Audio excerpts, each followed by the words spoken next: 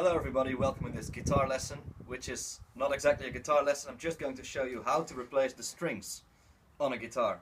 Because I know many of you and many friends ask me to replace the strings for them.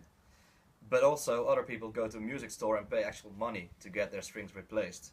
Which I think is ridiculous because it's very easy and it's money you could spend on something more useful, like buying my CDs for instance. So I'll show you first how to put a bass string on the guitar. This is an A string. So of course I put it on the correct place, in the correct hole here. You see, the string goes through the hole. That's it. Then you make a little loop with it. So you got them like this. And then you twist once or perhaps twice. So you got this, and then you just pull. That's it on that side. It's actually pretty easy. Then you move to the other side of the guitar, where you take this end of the string, put it through this hole. Then you turn. Of course, make sure you turn in the correct direction, otherwise it's very annoying to tune your guitar. Once this is done, you go round once or twice, so the string doesn't slip when you put tension on it. And then you start turning till the string reaches the correct tone, which is an A in this case. This is the most boring part of the job.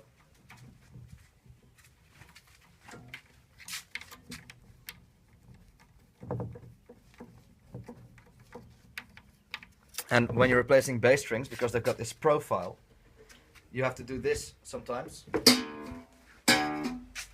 to make sure the string doesn't get stuck here, so you don't destroy the string while you're actually turning it. That's it for the bass strings. Now I'll do one of the trebles. This is a G string. It's the same story as with the bass. You go through the hole, behind the string,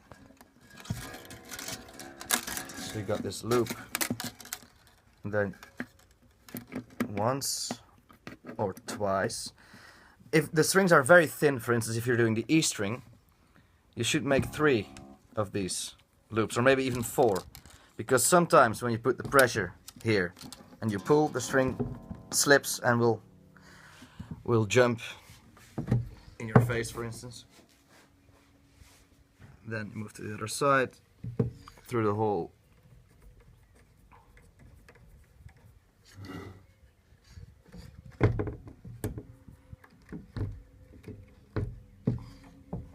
then you just start turning.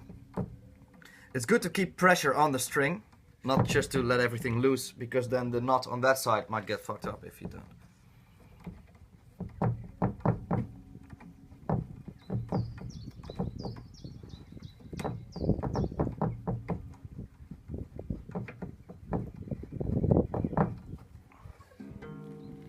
Well, and then once you've reached the correct tone, this is done.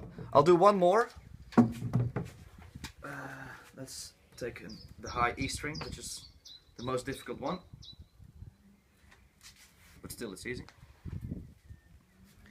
Here you go through this hole, behind the string,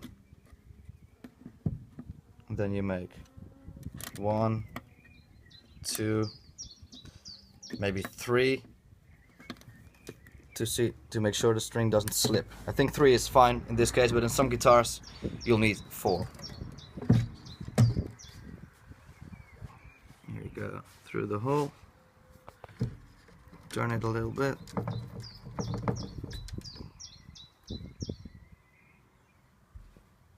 Where is it? Okay. So I'll make there's 2 loops here, and then you just start turning again. Basically it's the same boring thing 6 times, but just be careful with the high strings, they don't slip, and they might also damage your guitar if they get loose. So while you're winding up the string and you notice it slips here, it means you have to do it again and take 4 of these knots instead of just 3. That's it. This guitar is ready to play, and I'll see you in the next guitar lesson.